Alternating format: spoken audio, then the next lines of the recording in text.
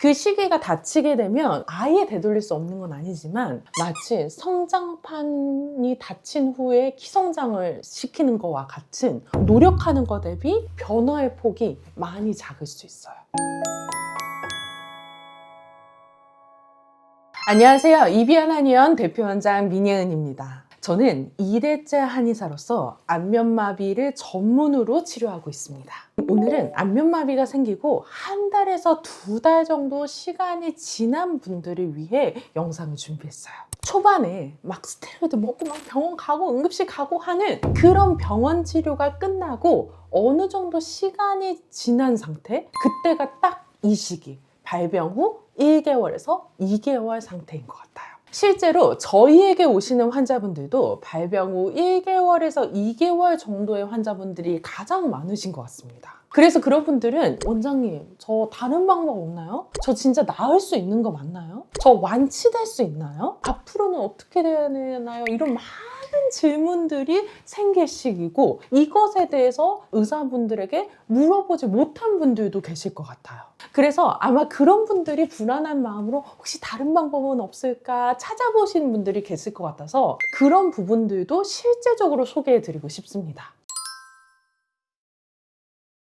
우리가 병원 치료다라고 하면 거의 그냥 스테로이드 약물 치료를 생각하세요. 스테로이드 약물 치료는요, 아무리 내 증상이 남아있어도, 내가 아무리 심각하다고 하더라도 2주를 못 넘기게 되어 있습니다. 왜냐하면 2주를 넘어버리면 그 용량 자체가 실제로 환자에게 다른 합병증을 불러일으킬 수도 있고 효과 자체도 사실 없기 때문이죠. 그래서 그 이후에는 비타민이나 혈류 보조제, 또 경과관찰 이런 것들이 형태가 되어버립니다. 이게 무슨 뜻이냐 하면 우리 환자분이 가지고 있는 자연 회복력에 기대겠습니다 라고 말하는 것과 같아요. 의사에 따라서는 이런 비타민과 혈류 보조제는 뭐 영양제와 비슷한 거다 라고 말씀하시는 분들도 있으시고, 뭐 먹어도 되고 안 먹어도 된다 라고 말씀하시는 분들도 있으시고, 이것도 어떻게 보면 의사분들에 따라서 약간의 의견이 달라지는 것 같아요. 그러니까 환자분들이 이 시기에 엄청 혼란을 많이 느끼게 되는 거죠.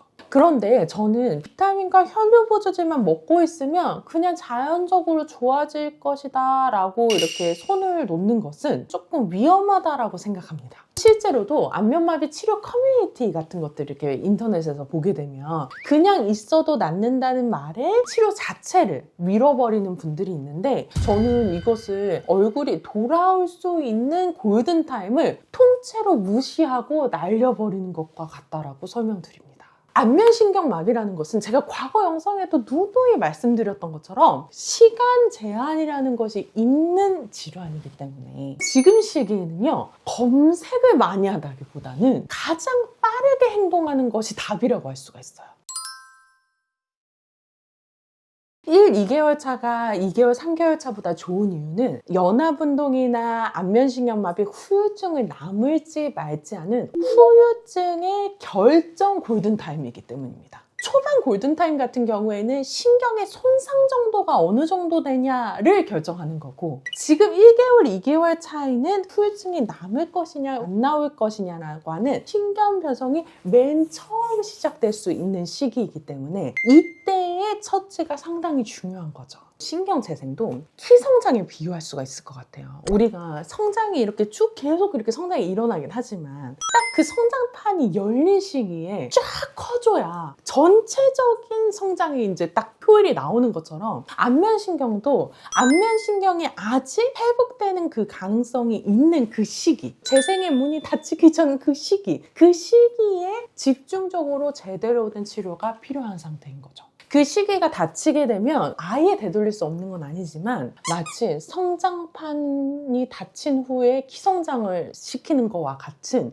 노력하는 것 대비 변화의 폭이 많이 작을 수 있어요. 발병 후 1, 2개월 차에, 그러니까 급성기를 지나서 아급성기에서 후유증 초기에 해당하는 기간이거든요. 그럼 그 단계의 치료방향의 후유증이 결정되는 골든타임인데, 수많은 것들 중에서 어떤 게 치료 우선순위이냐 저한테 딱 정해달라고 얘기한다라고 하면, 저는 특수침 치료와 일반 침 치료를 병행하는 것이라고 설명드리고 싶습니다. 일반 침 치료는요, 역치 이상의 자극을 주기가 어려워요. 그래서 일주일에 한 번은 특수한 침 치료를 통해서 후유증으로 발생되지 않는 정상적인 신호를 주는 것이 중요하다라고 말씀드릴 수 있고요. 두 번째는 재활 치료도 되게 중요합니다. 우리가 신경근 재교육 운동이라고 해가지고 이전에 제가 영상 올려드린 것도 있어요. 영상 올려드린 것도 있는데 결국에는 정상적인 움직임을 피드백할 수 있는 안면 근육의 운동을 지금쯤 시작하셔야 됩니다. 제가 이전 영상에서도 초반엔 하지 말라고 했죠. 그런데 1개월에서 2개월 지난 이 시점에는 해야 됩니다. 그래서 이마주름 잡는 거, 이마주름을 같이 잡을 수 있도록 손 살짝 이렇게 해서 전두근 활성화 시켜주시고요. 눈을 천천히 감아서 알륜근을 활성화 시켜주시고요.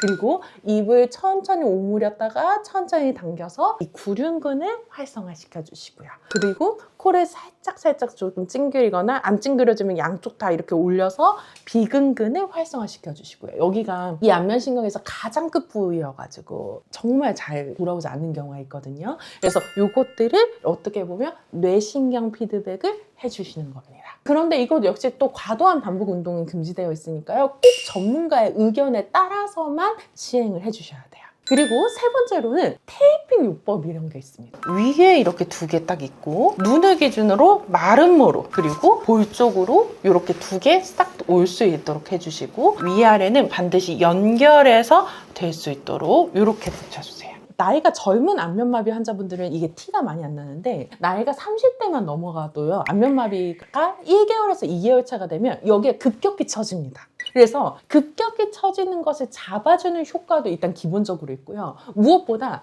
근육이 제 위치에서 벗어나게 되거든요. 근육의 힘을 잃으니까 근육의 위치의 감각을 다시 살려주는 효과가 있습니다. 그래서 테이핑 요법 이때 너무 좋다, 너무 중요하다라고 말씀드려요. 특히 피부 노화가 진행되는 35세 이상인 환자분들은 꼭 이 테이핑 요법이 중요한 우선순위다 라고 말씀드릴 수 있고, 또 비타민 B군이 신경재생에 도움을 많이 주니까 비타민 B군 중심으로 영양제 보충해 주시는 것도 우리가 생각해 볼 수가 있어요. 제가 아까 말씀드렸던 것처럼 비타민 B군 오버도즈나 혈류개선세나 이런 것들은 사실은 의사 선생님들 사이에서도 약간 의견이 분분한 것이 있어서 우선순위에서는 조금 떨어진다라고 얘기하고 싶어요. 그것보다는 각각의 직접적으로 할 수 있는 치료, 재활치료라든지 테이핑 요법이라든지 특수침 치료라든지 이런 직접적인 치료들이 조금 더 상단 우선순위다. 그래서 이 행동을 먼저 하고 그 다음에 이런 것들을 좀 챙겨주셔라 라고 정리해 드릴 수 있을 것 같아요. 발병 후 1개월에서 2개월 되신 분들은요, 지금 빨리 문의 예약을 잡는 것이 중요할 것 같습니다. 일단 약속을 잡고 생각하셔라. 지금 시기에는 가만히 있는 것보다는 무언가 먼저 빨리 행동하시고, 그리고 정말 이것이 내 단계에서 나에게 도움이 되는 것인가 그 후에 이해하셔도 늦지 않겠다는 판단입니다. 왜냐하면 타임 어택이 존재하는 질환이니까요. 오늘 제가 준비한 영상은 여기까지입니다. 여러분의 얼굴이 활짝 다시 웃는 그날까지 안면마비 완치학교는 함께 하겠습니다. 지금까지 안면마비 완치학교의 민예 원장이었습니다. 감사합니다.